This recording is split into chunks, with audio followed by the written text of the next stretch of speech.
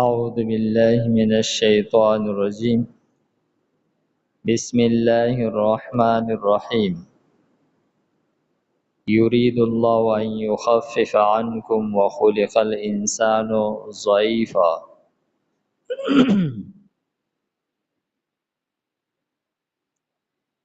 دی آیت مبارکه کې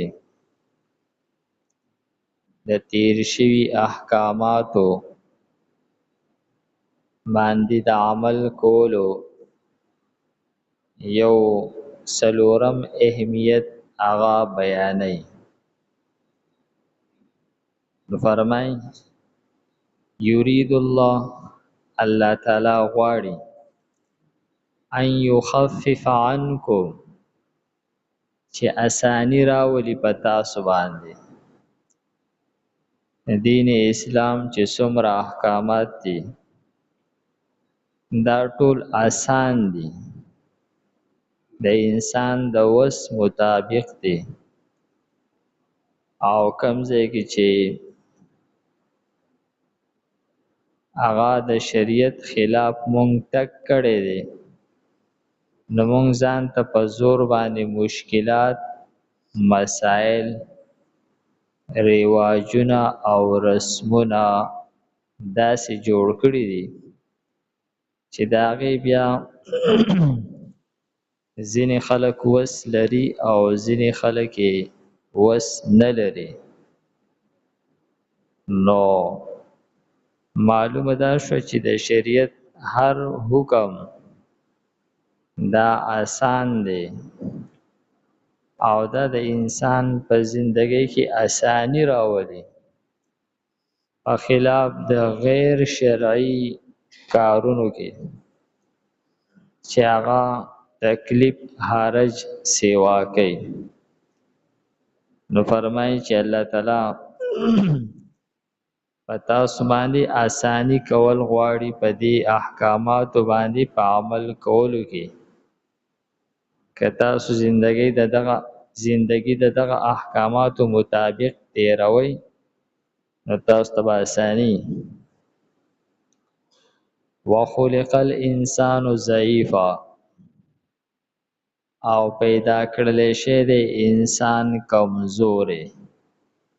دا ګوي چې د دې ما قبل خبرې د پاره وجه بیان شو چې چون کې انسان کمزورې دی نو مونږ دته چې کوم احکامات بیان کړی دي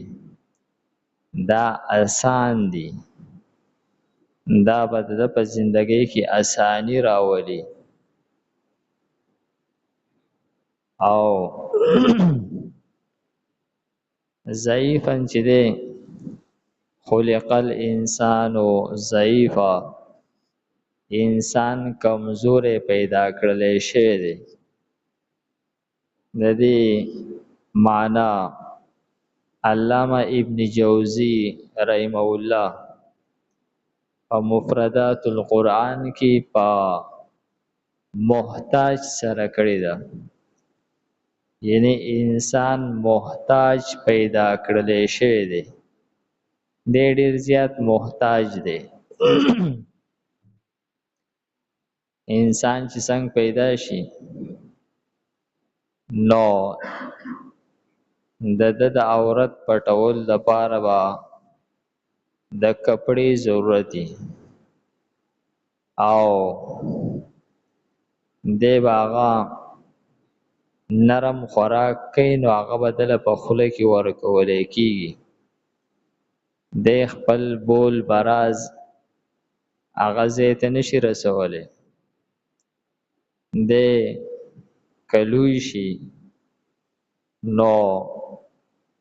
دته به د پیزار ضرورت دی پیزارو ته محتاج دی د په سفر کولو کې سورلۍ ته محتاج دی د په خوراک کولو کې هغه کرلو ته ریبلو ته صفا کولو ته او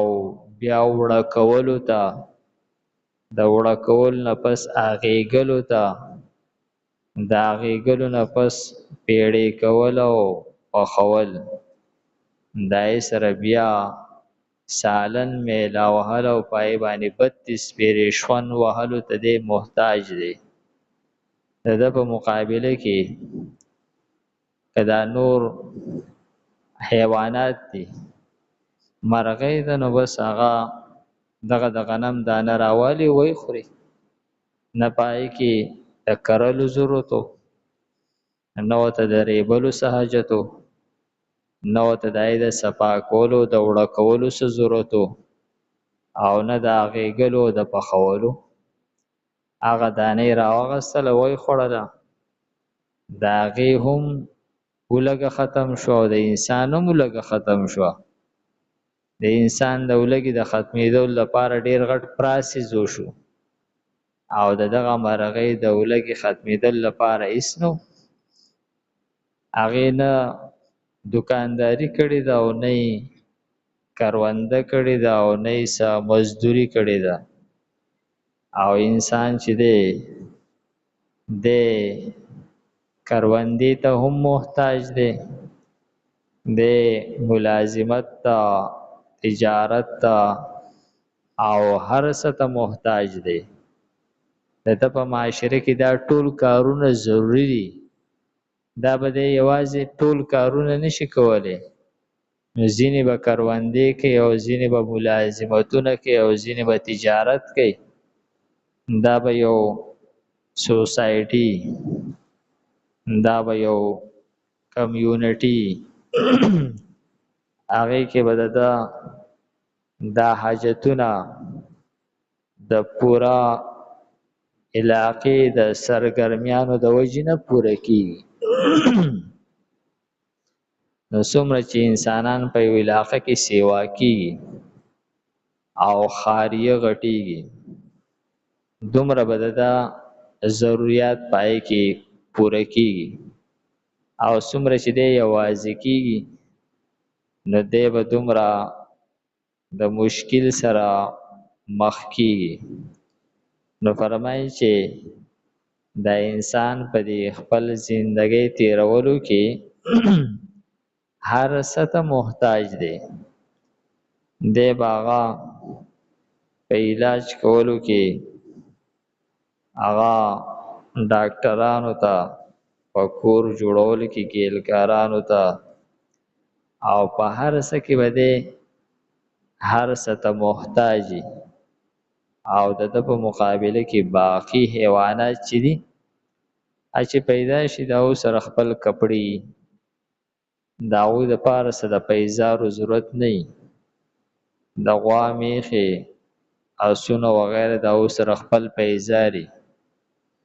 او دا سره خپل لباسي او هغوی ته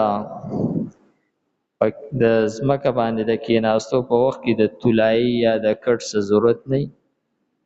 او انسان په هر څه کې یو شیز ته محتاج دی دې د وجې نه فرمایلی دي چې انسان کمزوری دی محتاج دی نو موږ دته احکامات آسان کړي دي او دې د وجې نه فرمایي چې هوښیار سړی دا هغه دی چې دی د خپل وس مطابق عمل کوي یعنی داسې عمل کول چې ته همیشه کولی شي او تا هغې ته عاجز نه راځي لکه یو صحابي دا قصد کړی و چې زه به مسلسل روژې نیسم نبی علیه السلام هغه ته وفرمیل چې دا جایز نه دي مسلسل روژې نیول نو بیا هغه وویل چې زه به یو ورځ روژه کوم یو ورځ به بوزه کوم نبی علیه السلام وفرمیل چې دا د داود علیه السلام سنت دی لیکن دام ته په ځان زیاتې کې دام مه کوه دا هم هغه ګران عمل دی هغه وی د الله رسول زو د دې طاقت لرم ما ته به څه مشکلات نشته لري نو بیا نبی علیہ السلام هغه اجازه ورکړو بیا وروسته هغه با افسوس کولو چې کاش ما د نبی علیہ السلام خبره منلې وي او ما آسان عمل اختیار کړی وي اوس ما ګران عمل غوره کړی دی او د دې کول ما ته ګران دی نو فرمایي چې انسان کمزورې پیدا کړلی شی دی الله تعالی د ده لپاره په احکاماتو کې ډېره اساني راوستې ده نو د الله په احکاماتو باندې عمل کول دا آسان دي او د الله د احکاماتو علاوه نورې طریقې او نوي رسمونه هغه دې ځان ته خامخا په زندګۍ کې مزید مشکلات جوړي یرید الله غواړي الله تعالی ان یخفف چې اسانی وکړي عنکم تاسو ته وخلق الانسان او پیدا کړل شی دی انسان ضعیفا محتاجا کمزورې الحمد لله رب العالمين والعاقبة للمتقين والصلاة والسلام على خير خلقه محمد وآله وأصحابه أجمعين پروردگار زموږ دا ناسته په خپل دربار کې قبول کړي پروردگار موږ ته قرآن پاک سمجھ بوج را نصیب کړي دغه مرګري د پاره دعا وکړي پروردگار ته شفای کامله عاجله دایمه مستمره نصیب کړي